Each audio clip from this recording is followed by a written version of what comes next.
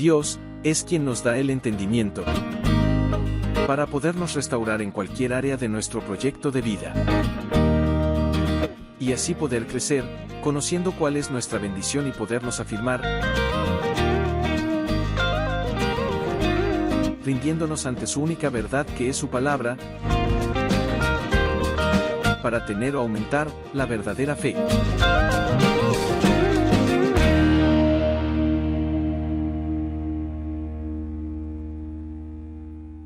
Eso inexplicable, eso que quizás para nosotros está inalcanzable entenderlo o comprenderlo, yo podría analizar recordando esa enseñanza para podernos meter o conectar mejor con la enseñanza de hoy. Y es que nosotros muchas veces nos movemos o nos gusta movernos es por los dones, por los talentos. Y a veces están tan arraigados en nosotros que creemos que estamos haciendo la voluntad de Dios. Y no es por los dones, es por los frutos que nos van a conocer y que nos conoce el Señor. Porque los dones pues son irrevocables, están ahí en nosotros, hemos nacido con ellos porque Dios nos los ha regalado. Pero el fruto hay que trabajarlo, el fruto hay que trabajarlo. Quiero compartirles una enseñanza que se ha titulado Escogidos por Dios para salvación. Somos escogidos por Dios para salvación. Así que le invito que me acompañe al Evangelio de Marcos. Vamos a ir al Evangelio de Marcos, por favor. En el capítulo 5, esta es una enseñanza que quizás usted la ha leído. Vamos a mirar cómo nos identificamos con este hombre. No porque estemos endemoniados, pero sí vamos a mirar a fondo qué es lo que Dios, a través de Jesús, quería exponerle en ese momento a sus discípulos. En Marcos capítulo 5, versículo 1, vamos a leerlo hasta el versículo 20. Dice: Jesús y sus seguidores llegaron a la otra orilla del lago de la región de los Gerasenos. En esta versión, Palabra de Dios para Todos, dice Gerasenos. El gentilicio también se le conoce como Gadarenos, para que lo tengamos en cuenta. Versículo 2. Apenas salió Jesús del bote, llegó a recibirlo un hombre que tenía un espíritu maligno. Venía de las tumbas donde vivía. Ni siquiera con cadenas lo podían sujetar. Versículo 3. 4. Varias veces le habían encadenado las manos y le habían puesto hierros en los pies, pero el hombre rompía las cadenas y destrozaba los hierros. Nadie podía controlarlo. Vagaba por las colinas y las cuevas, de día y de noche, siempre gritando y cortándose con piedras. Cuando el hombre vio a Jesús a lo lejos, fue a él corriendo, se arrodilló ante él y gritando dijo: ¿Qué quieres de mí, Jesús, Hijo del Dios Altísimo? En el nombre de Dios te suplico que no me atormentes. Esto lo habla el endemoniado. 8. El hombre gritaba así porque Jesús le había dicho: espíritu maligno, sal de ese hombre. Después Jesús le preguntó: ¿cuál es tu nombre? El hombre contestó: mi nombre es Legión, porque somos muchos. Luego los espíritus que vivían dentro del hombre le rogaban repetidas veces a Jesús que no los mandara fuera de esa región. Había muchos cerdos comiendo en un cerro cerca de allí. Así que los espíritus le suplicaron a Jesús: mándanos hacia esos cerdos y déjanos entrar en ellos. 13. Jesús les permitió hacerlo, y los espíritus saliendo del hombre y entrando en los cerdos, enseguida los cerdos, que eran como ¿cuántos?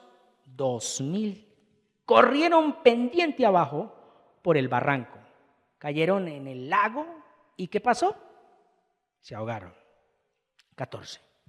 Los encargados de cuidar los cerdos salieron huyendo a contar en el pueblo y en el campo lo que había pasado. Entonces todos vinieron a ver qué había sucedido.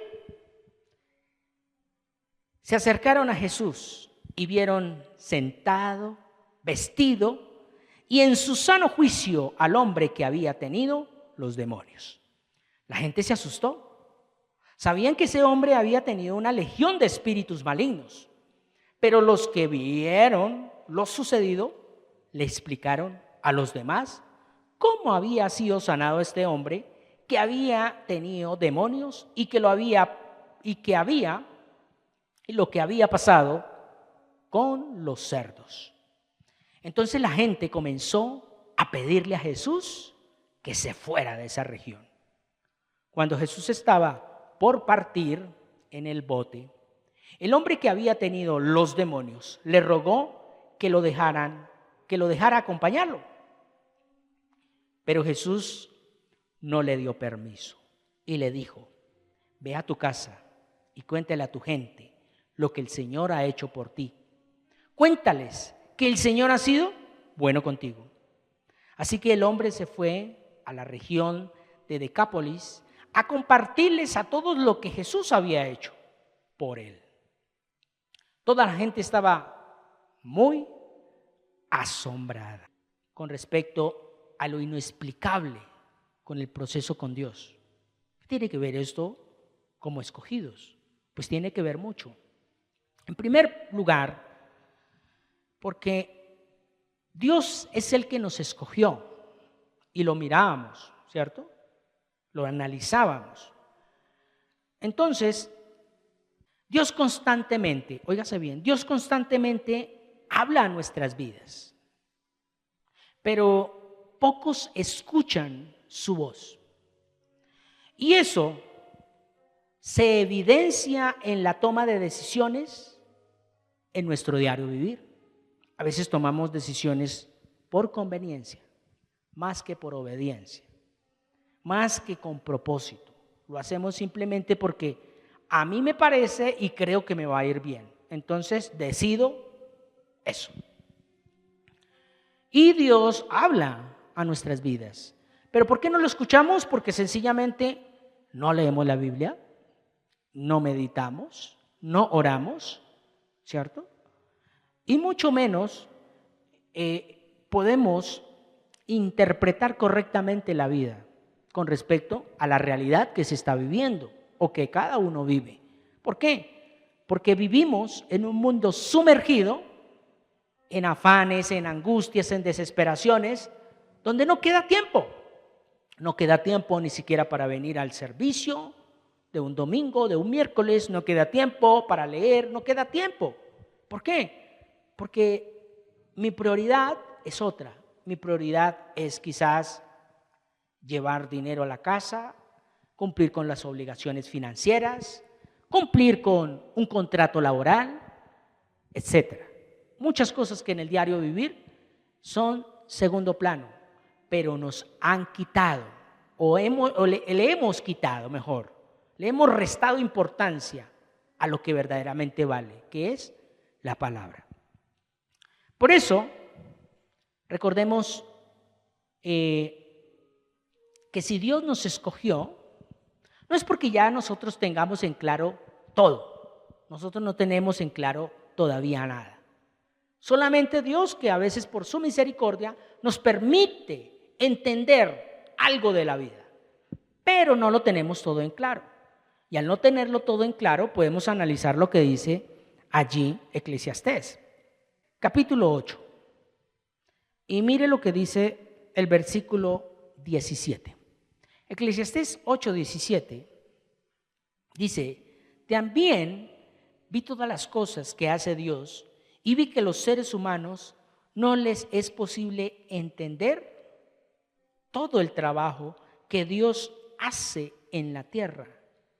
Alguien lo puede intentar, pero no lo logrará. Aunque aparezca un sabio diciendo que él sí lo puede entender, no es cierto. ¿Qué dice lo último? Nadie puede entender todo eso. ¿Y cómo puede uno entender entonces que un endemoniado iba a cumplir con un propósito de Dios? ¿Quién? Nadie, solo Dios. Por eso está tan conectado con esa enseñanza del domingo. Entonces, recuerden lo siguiente: no hay una verdad absoluta en la razón del hombre, en el conocimiento del hombre caído, pero sí la hay en el Espíritu Santo. O sea, usted y yo podemos dar como verdad o como hecho algo que quizás tiene mucha validez ante la sociedad y ante nuestros propios ojos, pero esa no es una verdad absoluta. No es una verdad absoluta, y menos desde la razón, menos desde mi concepto. Pero si yo voy al Espíritu, el Espíritu lo escudriña todo. El Espíritu interpreta lo espiritual aún en la razón, pero es el Espíritu Santo. Entonces ahí es donde podemos mirar 1 Corintios, por favor. Miren lo que dice la primera carta del apóstol Pablo a los Corintios, allí en el capítulo 2, a partir del versículo 10 hasta el versículo 12. Dice: pero Dios nos ha mostrado eso por medio de ¿qué? Del Espíritu. Porque lo sabe todo. Incluso ¿qué? Los secretos más profundos de Dios. 11. Nadie puede saber los pensamientos de los demás. El único que sabe los pensamientos de alguien, ¿quién es? Es el Espíritu que está dentro de él. Igualmente nadie sabe los pensamientos de Dios, sino ¿quién? El Espíritu de Dios. Y último versículo: nosotros no hemos recibido el espíritu del mundo, sino el Espíritu que viene de Dios, para poder entender lo que Dios nos ha dado. ¿Y qué nos ha dado Dios? Su salvación, su perdón, su misericordia. Pero muchas veces, quizás porque de pronto la presión de grupo, la presión social, en donde estemos, en un colegio, en una universidad, en el trabajo o aún con la familia, nos van a criticar y nos van a decir: ¿dónde está su Dios? Mire cómo está, no tiene nada, sigue en lo mismo y antes peor, está más endeudado. Nos podrían decir: usted lo que tiene es demonios, usted lo que tiene es pobreza, miseria. Pues ¿por qué comparto esto? Porque nosotros no se nos puede olvidar que nosotros no fuimos diseñados para el sistema. El sistema te dice que tienes que tener para poder ser. Que si usted no tiene, que si usted no ha estudiado, usted no es. No. Nosotros ya somos en el Espíritu. Y si no tenemos cosas afuera, primero que todo, evaluemos. Si no tenemos una casa, analice por qué no la tiene. ¿Ha derrochado? ¿No ha ahorrado? ¿O simplemente no ha sido un fiel mayordomo de lo que Dios te da? Cuando hablamos de fiel mayordomo, es que nosotros tenemos que entender que Dios a nosotros nos da absolutamente todo. Nos da la vida, nos da el alimento, nos da el techo, nos da el abrigo. Si Él no lo hiciera por nosotros, nosotros no podemos lograr nada de ello. Pero una mentalidad que no es agradecida, piensa que lo logra por sus fuerzas, porque me levanto temprano, porque tengo un buen trabajo, porque tengo una buena esposa, porque para eso yo gano bien, tengo buen dinero y hago mercado y los mantengo, les compro ropa. Qué equivocados. Cuando no le damos la gloria a Dios, aún inclusive en eso minucioso, como es levantarse, como es de pronto abrir los ojos, poder ver un nuevo amanecer, llegar a descansar, cerrar sus ojos y poder reposar en la noche. Ni siquiera. Y eso literalmente es algo mínimo para nosotros. Para nosotros, como seres humanos, es algo mínimo. Pero para un hijo de Dios es lo máximo, es el milagro más grande. Entonces, recordemos que esto que acabamos de leer de 1 Corintios capítulo 2, esto hace que se cumpla lo siguiente que está también escrito, vamos a ir en el mismo Corintios, pero en el capítulo 1, por favor. Allí en el versículo 28. Vamos a ir a 1 Corintios capítulo 1, versículo 28. Devolvámonos un momentico. ¿Qué dice? Dios prefirió lo que el mundo creó, lo que el mundo cree que no es, ¿cómo? Importante. Lo que desprecia y lo que no significa nada, prefirió todo eso para destruir lo que el mundo cree que es importante. En Reina Valera dice, de lo vil y de lo menospreciado Dios hizo grandes cosas para avergonzar a los sabios. Y si nosotros miramos ahí el versículo 29, dice, Dios hizo esto, ¿para qué?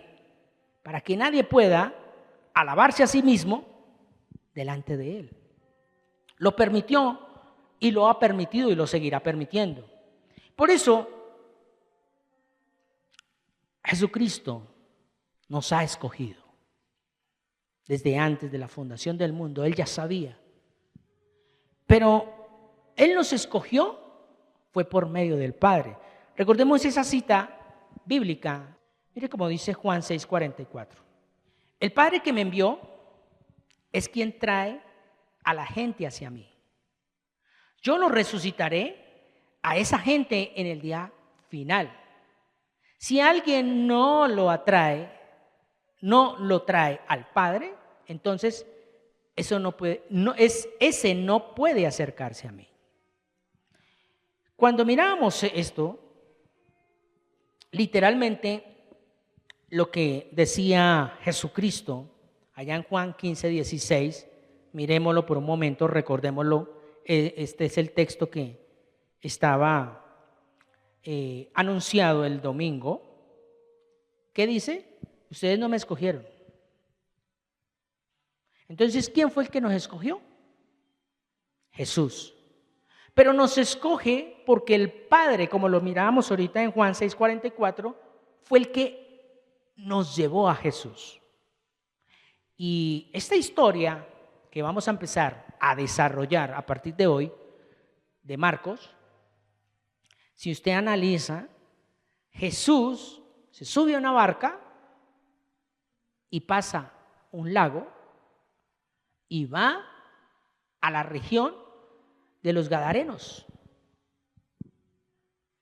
No fue el endemoniado el que se subió a una barca y pasa allí a donde los judíos. Y vamos a conocer esa historia a profundidad. ¿Por qué Jesús, como lo estamos leyendo acá, ustedes no me escogieron a mí, sino yo a ustedes? Y les encargué que fueran y dieran fruto. Mi deseo es que su fruto dure, así el Padre les dará todo lo que pidan en mi nombre. Por eso Dios nunca se equivoca. Él no se equivoca. Muchas veces pensamos que lo que está permitiendo ahorita Dios en estos momentos en la humanidad es porque Dios se está equivocando. Dios se equivocó en poner un gobernador, un presidente. Dios se equivocó en permitir que esto suceda. Dios se equivocó. No, Dios no se equivoca en nada. Él todo lo tiene, como dice el Chapulín, fríamente calculado y más allá. Por eso debemos permitirle a Dios que Él sea Dios en nuestras vidas. No nos pongamos de necios, porque un hombre necio, dice la palabra, que es como el que construye su casa sobre la arena. Van a venir tempestades, vientos, ríos, inundaciones. ¿Y qué va a quedar? No queda nada. Todo es destruido. Pero si somos prudentes, si somos sabios, edificamos la casa sobre la roca. Y a eso es lo que nos demanda el Señor. Por eso, ahí podemos volver a repetir lo que es el título del domingo. El título del domingo era, ¿qué? Lo inexplicable en el proceso con Dios. Pero si vamos a personalizar, a entrarnos en este tiempo de palabra que vamos a compartir de Marcos, yo podría decir que lo inexplicable de Dios en nuestro proceso. O sea, ¿cómo lo hace, Señor? Pero tú lo haces. Y vamos a empezar a desarrollar. Hoy vamos a mirar hasta dónde podemos llegar. Por eso, analicemos primero que todo el contexto. De antes de que Jesús llegara allí a Gadar, a donde los gadarenos, a esa región. Miremos qué sucedió antes. Los pongo en contexto. Allá en Marcos capítulo 4, dice unos versículos que Jesús se sube a una barca con sus discípulos, obviamente, y era tarde ya, era, pongámosle, las 5 de la tarde, 6 de la tarde. Entonces Jesús se sube a una barca y se va. Y en esa noche sucede algo. Se levanta una tempestad en ese lago, cosa tremenda. En el mar, ese creo que le llaman el mar de Galilea. Se levanta una tempestad tan fuerte, pero Jesús, ¿qué estaba haciendo? Jesús estaba durmiendo, estaba descansando, pero los discípulos no. Los discípulos estaban desesperados, angustiados, y corrieron hacia el maestro y: maestro, levántese, que nos ahogamos. Ellos tenían en claro algo, los discípulos tenían en claro algo, que Jesús podía hacer algo. Pero quedaron impactados porque no se imaginaron que Jesús iba a calmar la tormenta. Entonces ahí podemos analizar el versículo 40 de Marcos, capítulo 4, versículo 40. Miremoslo. Mire lo que dice el versículo 40. Jesús les dijo: ¿por qué son tan cobardes? O sea, si yo estuviera en ese momento con Jesús en la barca, pues yo lo hubiera recriminado, le hubiera dicho: a ver, Jesús, esto se puso tremendo, las olas, el viento, estamos en medio del lago. A ver, pues, y si yo no sé nadar, pues yo le voy a decir: a ver, yo no es cobardía, Señor, no es cobardía. Lo que pasa y sucede es que me puedo morir en estos momentos. Precisamente ahí es donde va el mensaje. Jesús les dice entonces: ¿por qué son tan cobardes? O sea, porque tienen miedo. Y dice: ¿todavía qué? ¿No tienen? Ahí está la clave. Entonces mire lo que dice el 41. Pero todos estaban, ¿cómo estaban? Muy asustados. Y se decían unos a otros, ¿quién es este hombre que hasta el viento y las olas obedecen sus órdenes? O sea, había una zozobra en su mente, en la mente de cada uno de sus discípulos. Estamos hablando aquí con los discípulos. Lo que había sucedido. Y me impacta porque esto quiero que lo tengan en cuenta, porque yo creo que para el domingo lo vamos a mirar a profundidad, si así lo permite Dios, donde Dios tiene control de lo natural. Porque la naturaleza, es natural que haya un viento y se levanten las olas. Es natural, ¿sí o no? Eso no es sobrenatural, es natural. Es natural que las aguas se empiecen a mover. Normal, es natural. Pero Dios tiene control de lo natural. Y si tiene Dios control de lo natural, ¿por qué todavía vivimos acobardados en esta realidad? Ay, es que no hay. Ay, es que no tengo. Ay, es que falta. ¿Qué es lo que te afana? ¿Qué es lo que te desespera? Entonces, ahí podríamos mirar de ese versículo 40 que todavía no hay fe. Porque ahí dice, vuelvo y lo leo, en el versículo 40 dice, Jesús les dijo, ¿por qué son tan cobardes? ¿Todavía no tienen fe? Ahí lo está diciendo muy claramente. Bueno, entonces, mirando esto, óigase bien, la razón del hombre que no comprende el poder de Dios en lo natural es el hombre caído, o sea, el hombre viejo. El hombre viejo no entiende, no comprende ese poder. ¿Cómo así que se calma la tempestad? ¿Cómo así que hasta los vientos obedecen la voz de Jesús? Ese es el hombre viejo, no entiende, no comprende. Entonces, la verdadera fe, óigase bien, la verdadera fe me da seguridad, confianza a pesar de las adversidades. La verdadera fe. Los apóstoles que tenían, aparte de miedo, póngale cuidado, los apóstoles tenían era creencias religiosas. ¿Qué más tenían? Tenían mandatos de hombres y estaban arraigados en un sistema cultural. En este caso, la cultura judaica. Entonces, no tenían fe. Pero se sabían la Torá. En ese entonces se sabía la Torá. Entonces, hasta ahora, iban ellos a empezar, aquí los apóstoles hasta ahora, ellos iban a empezar un proceso con la palabra. O sea, al lado de Jesús. Por eso Jesús se los lleva, porque ellos podían dar la vuelta al lago caminando.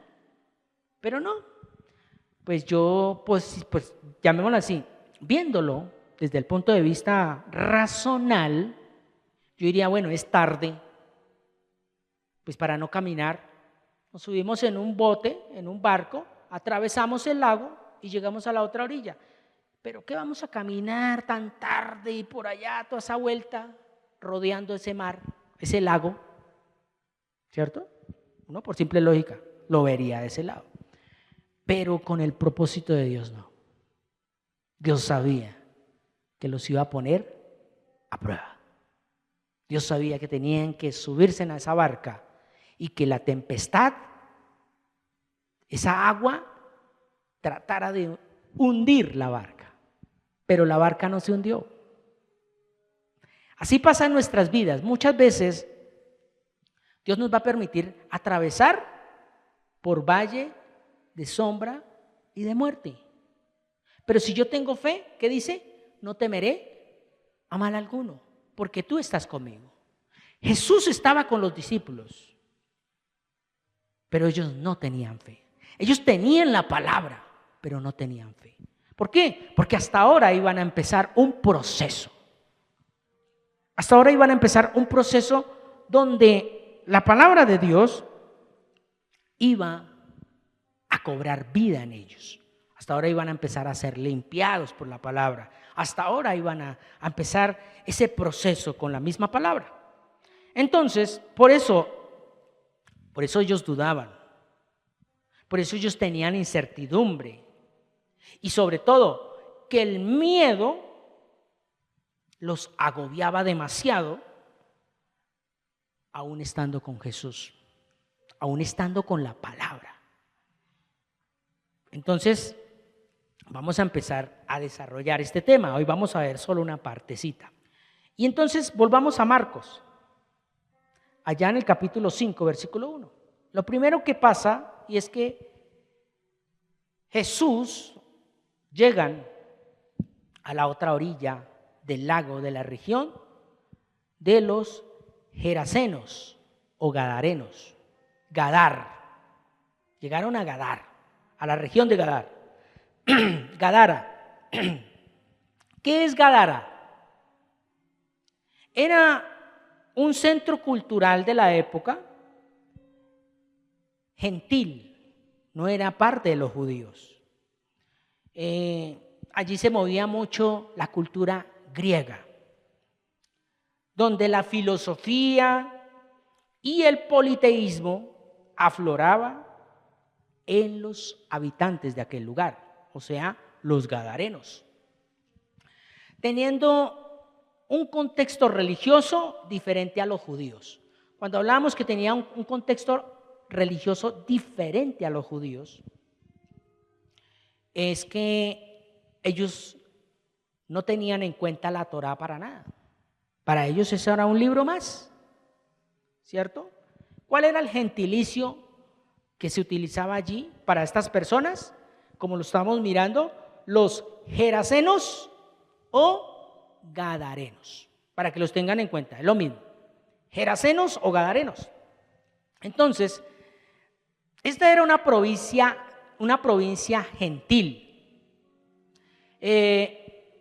gobernada en ese entonces por el Imperio Romano, ¿cierto? Y hoy en día es la región de Jordania o el país de Jordania, toda esa parte, que ahí fue donde estuvo Jesús. Entonces la pregunta es, ¿por qué Jesús pisa tierra gentil? ¿Por qué? ¿Cuál es esa enseñanza que nos da? Y hoy vamos a mirarlo. Sencillamente, Jesús ya estaba empezando a traer una restauración global para la humanidad. Recordemos que Jesús vino ¿a quién? Directamente a los judíos, ¿cierto? Él fue a los judíos. Pero aquí hay una excepción. Y póngale cuidado a esto. En Mateo, en el capítulo 8, no lo vamos a buscar, simplemente es una referencia que también habla de este pasaje bíblico que estamos compartiendo hoy. Pero Mateo habla de 2 gadarenos, 2 endemoniados. Lucas también en sus escritos lo nombra también, allí en el capítulo 8 también de Lucas, también hace referencia, pero a un endemoniado. Entonces, Mateo, Marcos y Lucas nos hablan de este momento donde Jesús pisa tierra gentil. Estuvo allí.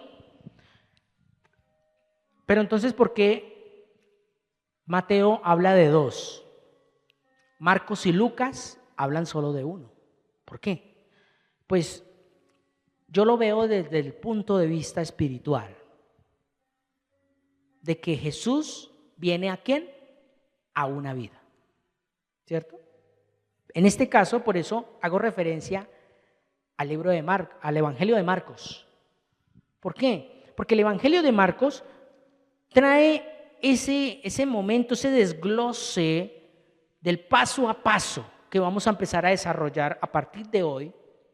Nosotros como hijos de Dios, todo el proceso que hemos llevado, pero que muchas veces se nos ha olvidado. Y por eso a veces nos creemos más que los demás. Y aquí empezamos a desarrollar este tema. Entonces, ¿cuál es la enseñanza que nos deja aquí Marcos con respecto a lo que habla de este hombre, uno solo, un hombre gadareno endemoniado o geraseno?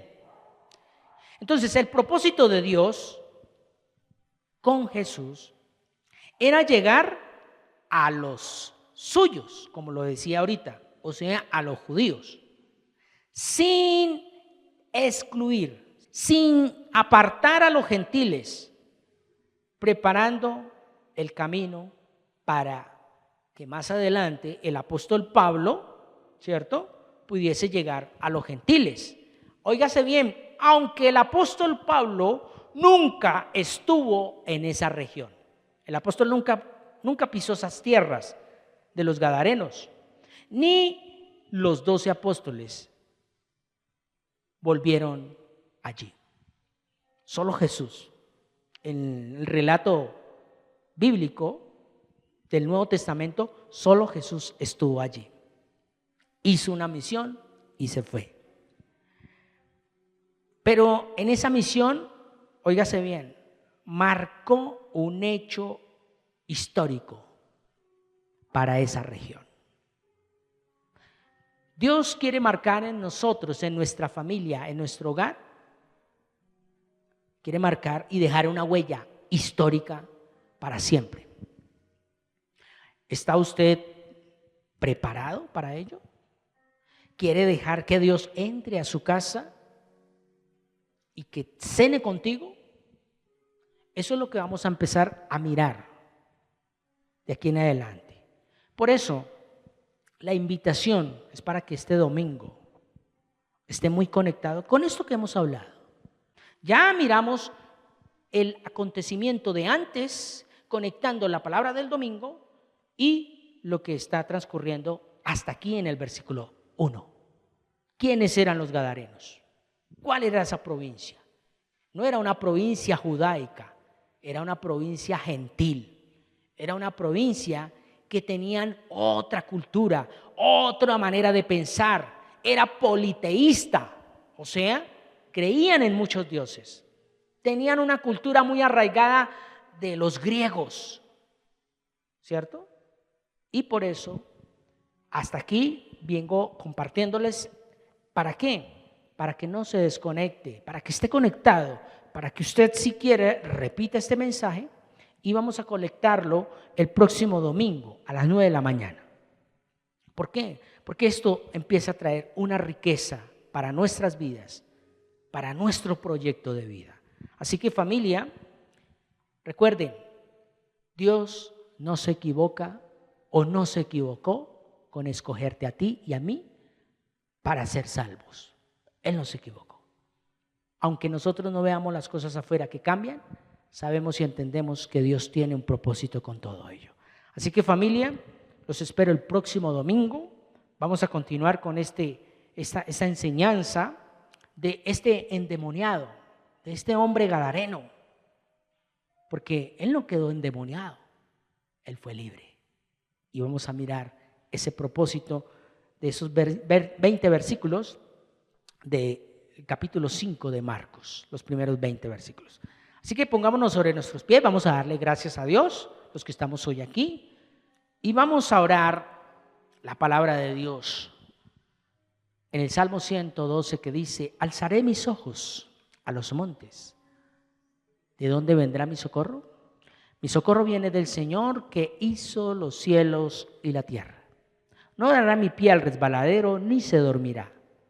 He aquí no se adormecerá, ni dormirá el que guarda a Israel. El Señor es mi guardador, el Señor es mi sombra a mi mano derecha. El sol no me fatigará de día, ni la luna de noche. El Señor me guardará de todo mal, Él guardará mi alma. El Señor guardará nuestra salida y nuestra entrada, desde ahora y para siempre. Amén. Muchas gracias por permitirnos llegar a usted por medio de esta enseñanza. Esperamos que haya sido de mucha edificación para su crecimiento espiritual y personal.